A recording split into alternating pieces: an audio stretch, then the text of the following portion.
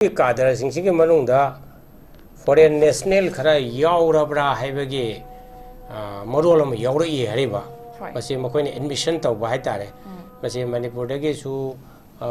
प्रजा सिंगना अमसुंग सीएसओ सिंगना सुद यावरिबा कांगबुसे खोगे इंडिया के नेशनल ओइदाबा म्यांमार के नेशनल सिंग यावबा अदुगा एग्रीमेंट तौबनी अदर हाइदलाई अदुना भारत सरकार न सुमदो मोरलेस कन्विंस तौदना मसे फॉरेनर सिंगसे यावरम तारगदी मखोय आइडेंटिफाई तौबा अदुगा मखोय हारिबा सुगे कादर सिरे डिलिस्ट तौबा हाइबो फम यावरि मसे यामना अमना पॉजिटिव साइड ते येंगसी अखोगे सिता पोसे अनीनी फॉरेनर सिंग म्यांमार दगी फॉरेनर सिंग लाक्तना कोइदा लैरे हबसिबदी हाना ये रिपोर्ट करिका तो खोय लोय खंगे अदा लाई फॉरेनर लाइबो खुदिंगमक से लोयना सुदो यावदबा अतोपा मफम सिंगी लमसिदा खुन तादना अनौबो खुन सेमदना की सिंग फॉरेनर मैम सिंग आइन की मतुंगेना दी यादबा अदुम मादा मार खुन ता लैखरे हबसे खोय लोयना अदुम खंगे अदुदा नतना अमुक लालौबा कांबुदा खुलाई पाइबा यावरिबा कांबु सिदसु सै फॉरेन नेशनल सि यारुंगनी मदुमो आइडेंटिफाई तौबा मसे याम फै आइडेंटिफाई तौरगा मखोइदा होजिगे सुगी कादर ओइबदा भारत सरकार न मखोइदा था खुदिंगी मोगे हिंगनबा मेंटेनेंस स्टाइपेंड हाइगदरा मत पैसा खर पीरी हरिबा सिनतबा सि ममांगदसु मखोइ हेक खुलाई थादोकपा नत्रगा कनो तौबा एग्रीमेंट सि द यावदा कादर अमदा मखोइगे हिंगनबगे लंबी सि कनो तौनबा आइना लमसम लुपा लाख मरी मंगा पीबो तुम लई होजिक हेंगलमसु यारे आइना सुनिसिंगदा लुपा लाख मरी मंगा दे पीबनी अदा सिगी पैसा पीरिबसे फॉरेनर द पीरगदी मसि मरम चादे अदना मसिगी लैरिबा सु कादर खुदिंगमकसे अखोइना हानिंगदी ईच एंड एवरीबॉडी से अखोइ इंडिया के नेशनल ओइब्रा इंडिया के सिटीजन ओइब्रा हाइबसिमा मसि वेरीफाई तौबो मस चंगे को अदो सेकेंडना होजिगी एग्रीमेंट्स दबुदी पंदबा मणिपुर द लैरिबा कैनो सिंगसे फॉरेन नेशनल मैम सिंगसे कोइगे अनौबा हंदकी 1 सेप्टेम्बर दगी चनबा इमिग्रेशन एंड फॉरेनर्स एक्ट 2025 है नम लेरे हरिबा सिगी मखादा आइडेंटिफाई तौरगा मखोइदा पिफम थोप चराक तो पीबा हजिकी लेरिबा एक सिंसिगी मतुंगिना any foreign national Amna कोगी India the चंगे है तारगदी ओइ वैलिड ओइबा पासपोर्ट लेबा ताबनी वैलिड ओइबा वीसा लेबा ताबनी अदमा वीसा लेतबा पासपोर्ट यावदबा मी सिंगसे सिना कोइगे इंडिया के टेरिटरी दा मणिपुर दा लाकपा तारगदी मदो इलीगल ओइना मदो संगकपनी हैना ख लौनी हरिबा मदुगी सही 8 फावबा मखोइ जेल थम याबगे प्रोविजन यावरी अदना मसिगे थबकसिमुसु अखोइना मणिपुर सरकार ना अमसुंग भारत सरकार ना इलीगल इमिग्रेंट मैम सिंगसे मसक खंगदोकपा अदुगा मखोइदा पिफम थोप चराक पीबा डिपोर्टेशन यारगना डिपोर्टेशन तौबीगेबा अदुमा तौरगदी मणिपुर प्रजा सिंगी अपामबसु ओइनी हैना आई हाइनिंगे अदुगा होजिगे सुगी मतंग से मसे करी हैनी अमरमदा मसे करी है फूल से खाडदगी हाना लेरंबा सुदुदगिदी होजिगे लेरिबा ग्राउंड रूल मैम सिंगसेना खजिकतंगदी हानागिदुदी खतंगदी इंप्रूव तौवी हैना अखोय हाइबे याय कैनादा हाना यारमदबा हानागी एग्रीमेंट दुददी लैबा मखोइद पाइब खुलाई सिंगसे ता करी हैनी मसे डबल लॉक सिस्टम की मखादा मखोइना कीम पाइबा तोपा सरकार न की पाइबा अदमाय तौना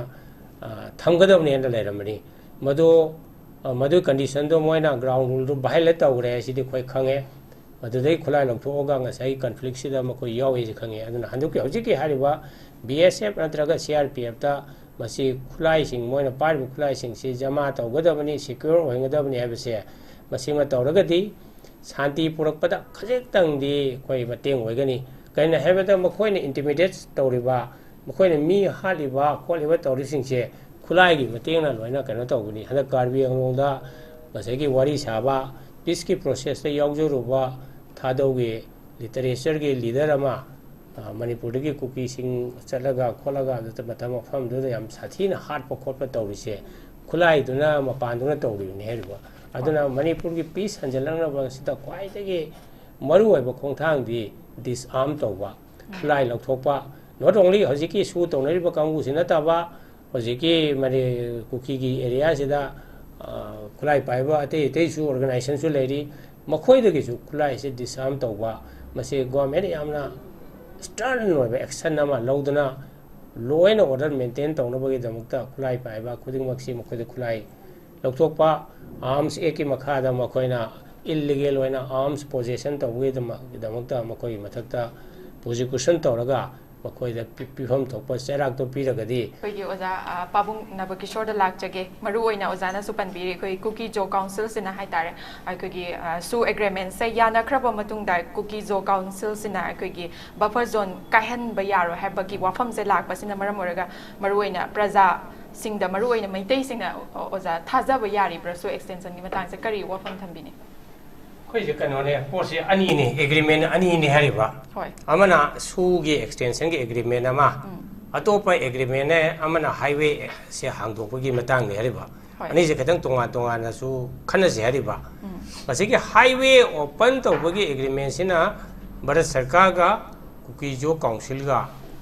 admai tong yana ba male ani gi agreement se adama sida highway open tawba have se Maruana mo agreement pa national highway number 2 se zum yawi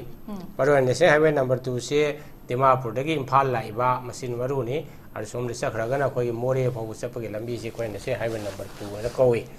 ada masida highway hangdok pa si yana re hairaga hoji mu inong nong na Kukijo council na buffer zone laibani na masida mi changba yaroi harim ni hariba masidi kari haini pura insincerity ama sincere oidaba honest oidaba ge wafam ama Kukijo council da yaure hariba masigi mafam si jaba buffer zone si jaroi hairoga haiba taragari mukhoina wari sa matamda buffer zone laibani na highway hangdok pusi yaroi and moi kadawi haidorin hariba agreement sign toro matung da sidaida buffer zone dudi changba yagero adoidi buffer zone da changba yadragadi highway hangdok pagi artha kari leirigi hariba buffer zone hadra masidagi imaginary oiba area ama create tawre mase well defined oina leibanate maru oina hojiki leiriba community ani koi maitai ga kuki singa leiriba ani sigi adjoining ani sigi leiriba settlement sigi marakta lam khara mase changna rugadi atopa nakalamana khut tharakpada sokani pangani adana mai to ngak sen ba mafam du ne khoi buffer zone harisi ado buffer zone do hojik su adom leiri adana commuter mayam se commuter haina hari commuter hai sida maitai oibe yai naga oibe yai atraga non manipuri oibe yai si chatpati yare hare aduga buffer zone sum amuk leini harisidi is a sheer kari hani dishonesty haitare Kukijo council gi kano sida mase aina khanjabada Bharat Sarkar na makhoi da question to phom thoi na koi na ya ge ba poto no da mo hojik jadana ba maro buthuri sidi masidi ekhoi bo betray to bani ekoi makhoi na cheating to bani is nothing but fraud adana da makhoi da question to ba mai darkar lai ane khali aduna ese highway hangdok pagi agreement sidai da yanare have se hojikti Kukijo council na sugumba buffer zone wafam ama putho amina masi artha leitre chana roi kaisu kana roi hari bako sima mana kano gi highway gi matang dani ani subadana su extension gi matang dai lake hari ba su si extension to go si yaro edana Manipur gi government gi cabinet logre state ki assembly na su resolution ta gre ado danatna civil society organization kayana including Manipur gi thado inpi na bawba masi su si extension to binu ai si masi kholau si lau duna lakpani kai na da su si dagi ground rule thukai rak padagi ai khoi gi irang se thokpa violence thokpa se chauba masi enabler hai tare masi ngamhan ba pot amani aduna su si yari ma khai di extension to bi ganu hai dana mayam sing sina Manipur Sarkar na masung Manipur Assembly na masung civil society na yetra lakpa se Bharat Sarkar na ing khamada mase bargain to bo mali bargaining to risina koi highway se hangdok pus no yaro aduga koi gi su ji extension to bi rage मधुदा bargain तौरगा तौरको माली फरे कनो तौरे भारत सरकार का cookie सिंगा मणिपुर सरकार सु यावरे ट्राइपार्टाइट एग्रीमेंट सिदा मसे खुदक्ता मा साइन तौबा निमित्तगी चननी सही अमगी मतंगी अदुगुंबा एग्रीमेंट नि हरिबको होय अदा मसिदा पॉजिटिव ओइबा पोट खरा यावरी हानगी सु एग्रीमेंट यावमिबा मधुगी रूल दो मखोइना अमुक अनौबो रूल खरा हापचले रीनेगोशिएटेड टर्म्स एंड कंडीशन है नम यावरे हरिबा मसे वरी साबदैनि मसिदा हानगी सु एग्रीमेंट सु यावी मसे प्रिएम्बल दा मणिपुर की टेरिटोरियल इंटीग्रिटी से कायबे यारोय हाइबे से मसे मधुगी पोतो हंदकी रीनेगोशिएटेड ओइबा टर्म्स एंड कंडीशन दा सुमु हापे मधुदी हाइबे एग्रीमेंट से दा मणिपुर की टेरिटोरियल इंटीग्रिटी से कायबे यारोय सिगी मतंग सिदैदी हाइदना मसिगी यानबा म सुद यावबसे मसे अखोइना अमरमदा मसे यम फैयन खली से करी गेदनो हाइदा हजिकी कुकी जो की एमएलए सिंह अमसुंग मखोइना सेपरेट एडमिनिस्ट्रेशन हाइबामा 2023 की इरांग थोलकपदगी मे के तारीख 23 दगी एमएलए मखोई कुकी जो की एमएलए 10 ने इरगा सेपरेट एडमिनिस्ट्रेशन की तौरंबा डिमांड दो हजिक मधु खरा मखैदी सुमाय तौना मणिपुर की टेरिटोरियल इंटीग्रिटी से कायबे यारोय हाइबनिना मधुगी डिमांड दो इन खमदा अर्थ थोक्तरे करिमता कानदरे हाइबामा आदर मणिपुर की टेरिटोरियल इंटीग्रिटी क्वाइदगी मरुओइबा पोसिम मसीनी मसीमदी कनो तौने करी हैनी लोई यानरे हाइबे मोंगदा लेरे आदो सिगी मतोंगदा मखोइना सेपरेट एडमिनिस्ट्रेशन तालकपा हेदो मणिपुर थुगाइना हारकपा तारगदी ngасegi sugi leiba terms in the condition se masi thugai bane hena lowni hariba madu thugaragadi masi ground rule amani ko ground rule se masi thugaragadi hariba su se any time bara sarkar na musu manipur sarkar na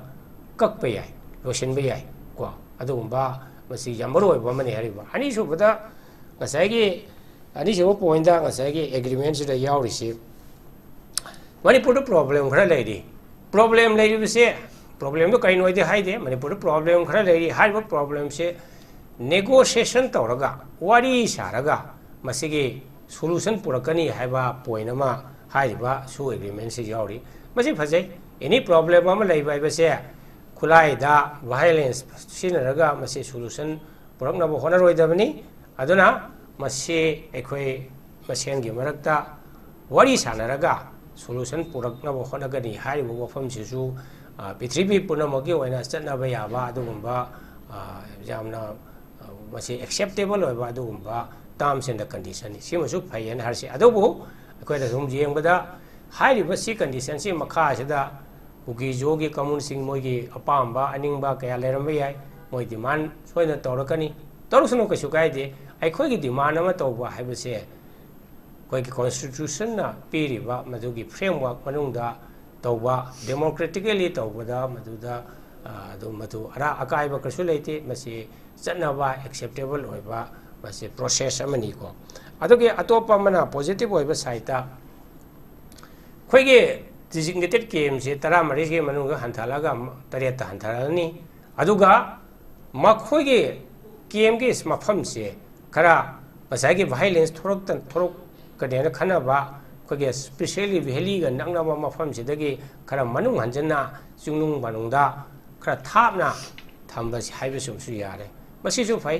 मसिसु याम फबो वानी कैना हेदा हारिबा सु तोरिबा मी सिंगसिगी मखोइ सिंगसिना violence तोरकपा even चुराचानपुरा Maggi तारीख 3 दा तोरकपसिदा मखोइसे चोंथोक्तना ngasai nongwei paidana khotna irang sida achowa thodang lowe bese akoi ayamana dum khanga wafamni adum akoi thapna leibase phai kaina da moina highway ge the set po khopa da disturb tawdaba makhoi je yari wakhaidi makhoi ge leiriba haiba kem da confine tawba kem du gi hendok pa yadana ba khoi central ge security force na makhoi ge movement je monitor tawba mruri hena chongthok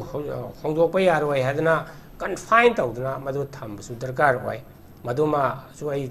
tawhanningi para sarkar na कहीं है मखोइसे game दे थोखरगा मपानदा मोय तौनिंग तौबा पैसा खाइबनी खंगदे मीबु किहनबनी खंगदे politician सिंग दा धमका तौबनी खंगदे intimidation तौबा अदुगे सु तौबा लालौबगे नामादा थबक याम तौबसे कोइ सुम ताइ अदन मसी तौदनबा मखोइसे मोय गेम दगी हेंदोक्तनबा अदुगी सिस्टम अमा बायोमेट्रिक खंगदे सीसीटीवी कैमरा थंबनी खंगदे मखोगी लेरिबा गेम से मीसे लोइना लेरिबरा लेतरबरा हाबसे मफमदुदा ngaakpada natana centralize oiba mawongda masi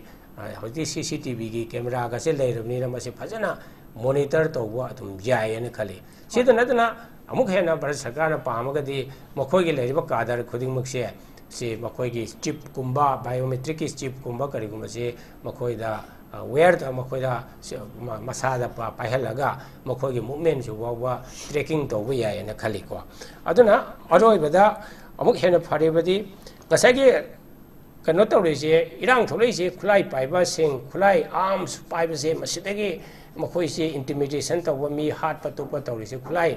सिदै थोलकपने जे खंगे अदना सिगी कंडीशन दा मखोइना पाइरेबा सुगी कादना पाइरेबा खुलाइसे BSF नत्रगा CRPF के गेम दा मसे जमा तौनी मसे डिपॉजिट तौनी थमजिंगनी हाइबसुसु यामना फाबा वाफम अमनी मसिना हेना कोइगे करी हनी भाइलेंस थोरक्तनबगे अदुमा अचौबा अदुमा खोंथांग अमनी अदुदा मरुइना अरोइबदा हजिकि मसे ग्राउंड रूल सिंगसे मसे ngang चटप्रा चटबरा हैना मसे मॉनिटरिंग तौबसे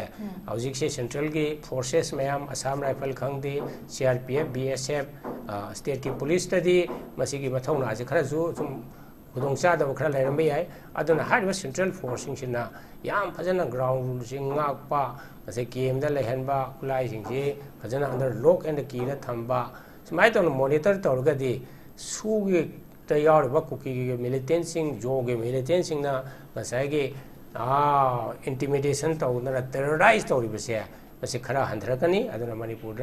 पीस लाकपदसु मदुना खरि मतेंग ओइने ना अहम राउंड से थागचरी ओजा मुपाबुंग दा लाकचगे ओजाना सुपन बीबदा अखोइगी ममांगदा थादौगी लीडर लाअंबा अखोइ क्लासिक तगी हेंदना हनगिबा अदुगा अखोइगी लेखिदबसु यावग्रे सिगा मरि लेना ओजा अखोइगी हंदक अखोइ सेंटरना लौखलकलिबा से अखोइ अनौबा मालहनबगी मोंगदा सुसे यानरे हाइना लौखतपा अदुगा ममांगदा सिगुंबा से तौखि अदुबु प्रजागी दे अपेनबा से ओइगिदे करिगुंबा अदुबु रूल से थुगाइरगदी एक्शन लौखतपा ngamgadawribra hojiksu अखोइ कम्युनिटी अनी दगिदी शांति से अखोइ पामलगसु फोंगनदी फोंगदोकपा ngamdri बोजा करिगुंबा ngaknarक्तबा तारगदी पनिशमेंट से लौखतपा याब्रा करि वफम थम्बिनिंग पाम मसिदा सु एग्रीमेंट सिदा भारत सरकार ना सुगी कादर सिंगसिगे मनुंगदा फॉरेन नेशनल खरा यावरबरा हाइबगे मरोलम यावरई हरिबा मसे मखोइने एडमिशन तौबा हाइतारे मसे मणिपुर दगे सु प्रजा सिंगना अमसुंग CSO सिंगना सुद यावरिबा कांगबु से खोइगे इंडिया की नेशनल ओइदाबा म्यांमार की नेशनल सिंग यावबा अदुगा एग्रीमेंट तौबनी अदना हाइदला ये अदना भारत सरकार न सुमदो मोरलेस कन्विंस तौदना मसे फॉरेनर सिंग से यावरम तारगदी मखोइ आइडेंटिफाई तौबा अदुगा मखोइ हारिबा सुगे कादर से डिलिस्ट तौबा हाइबो फम यावरि मसी यामना अमना दो पॉजिटिव साइड ते येंगसी अखोइगे सिता पोसे अनीनी फॉरेनर सिंग म्यांमार दगी फॉरेनर सिंग लाक्तना कोइदा लेरे हबसिबदी हाना ये रिपोर्ट करिका तो खोइ लोइ खंगे अदा लाइ फॉरेनर लाइबो खुदिंगमक से लोइना सुदो यावदबा अतोपा मफम सिंगी लमसिदा खुन तादना अनौबो खुन सेमदना की सिंग फॉरेनर मैम सिंग आइन की मतुंगेनदी यादबा अदुम मादबा खुन ता लेखरे हबसे खोइ लोइना अदुम खंगे अदुदा नतना अमुक लालौबा कांबु द खुलाई पाइबा यावरिबा कांबु सिदसु मसे फॉरेन नेशनल सि यारुंगनी मदुमो आइडेंटिफाई तौबा मसे याम फै आइडेंटिफाई तौरगा मखोइदा होजिगे सुगी कादर ओइबदा भारत सरकार ना मखोइदा था खुदिंगी मोइगे हिंगनबा मेंटेनेंस स्टाइपेंड हाइगदरा मत पैसा खर पीरी हरिबा सिनतबा सि ममांगसु मखोइ हेक खुलाई थादोकपा नत्रगा कनो तौबा एग्रीमेंट सिदा यावदा कादर अमदा मखोइगे हिंगनबगी लंबी सि कनो तौनबा आइना लमसम लुपा लाख मरी मंगा पीबो दुम लै होजिक हेंगलमसु यारे आइना सुनिसिंगदा लुपा लाख मरी मंगा दे पीबनी अदा सिगी पैसा पीरिबसे फॉरेनर द पीरगदी मसि मरम चादे aduna masigi lairiba su kadar khuding maksi ekoina haningadi each and everybody se ekoi India ge national oibra India ge citizen oibra haibsima masi verify tawba mas changi to ado second na hojiki agreements to budi pandaba manipur da lairiba kaino singse foreign national mayam singse koi ge anoba handa ge 1st September da gi chanaba Immigration and Foreigners Act 2025 haina ama laire hariba sigi makhada identify toraga makhoida pifam thokpa cherak to piba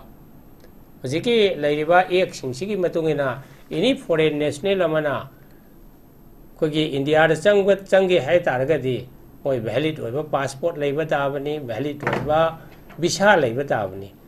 aduma visa leitaba passport yaudaba mi singse sina koige India ge territory da Manipur da lakpa taragadi madu illegal oina madu changakpani hana khal lawni hariba madu gi sahi taret phawba makoi jela thamba yabagi provision yauri adana mase ge thabak simusu ekhoina Manipur sarkar na amasung Bharat sarkar na illegal immigrant mayam singse masak khangdokpa aduga makoi da pihom thokpa cherak piba deportation yaragana deportation tawbigeba aduma tawragadi Manipur praja singi apam basu oini haina ai hainingi aduga hojiki sugi matang si masi kari haini amaromda masi kari he phol se khada dagi hana leramba su du dagi di hojiki leriba